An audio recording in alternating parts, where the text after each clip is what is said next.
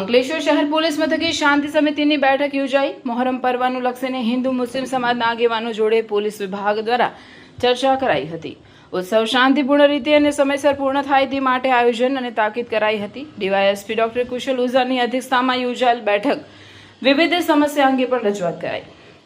અંકલેશ્વર શહેર પોલીસ મથકે આગામી મોહરમ પર્વનું લક્ષીને શાંતિ સમિતિની બેઠક ડીવાયએસપી ડોક્ટર કુશલ ઓઝાની અધ્યક્ષતામાં યોજવામાં આવી હતી, જેમાં તાજિયા જુલુસ શાંતિપૂર્ણ રીતે જે તે વિસ્તારમાંથી સમયસર નીકળી સમયસર પૂર્ણ થાય તે માટે પોલીસ વિભાગ દ્વારા હાકલ કરવામાં આવી હતી।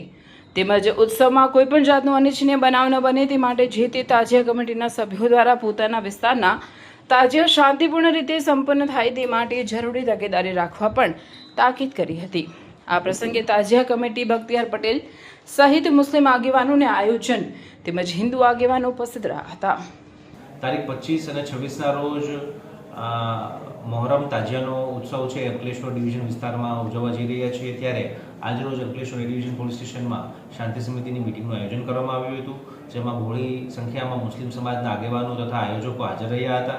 તેમની સાથે આ તહેવારને સારી રીતે કઈ રીતે ઉજવી શકાય તે બાબતેની ચર્ચા કરવામાં આવી, કેટલાક સૂચનો કરવામાં આવ્યા તથા એમના જે પણ પ્રશ્નો હતા તેને પણ સાંભળીને તેને દૂર કરી તે સમસ્યા દૂર કરીને તહેવારને કેવી રીતે સારી રીતે ઉજવી શકાય, વધુ સારી રીતે ઉજવી શકાય તે બાબતે મિટિંગનું આયોજન કરવામાં આવ્યું હતું અને લોકો તરફથી ખૂબ સારો પ્રતિસાદ મળ્યો હતો અને શાંતિ સમિતિ છે એ ખૂબ જ સફળ રહી હતી।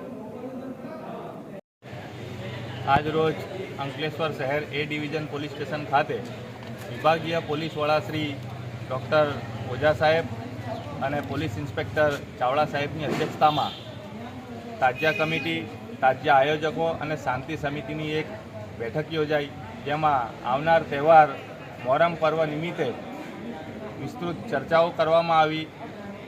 વિવિધ પ્રશ્નોનું કેવી રીતે નિરાકરણ લાવવું તે મુદ્દે ચર્ચાઓ કરવામાં આવી।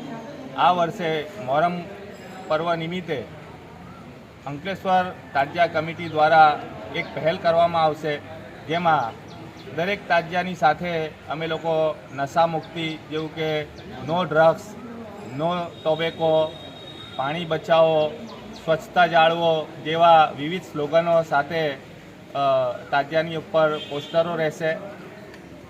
આવનાર તહેવાર શાંતિમય અને કોમી એખલાસના વાતાવરણમાં ઉજવાય, શહેરની શાંતિ જળવાઈ રહે, એ જ હેતુથી જય હિન્દ, જય ભારત।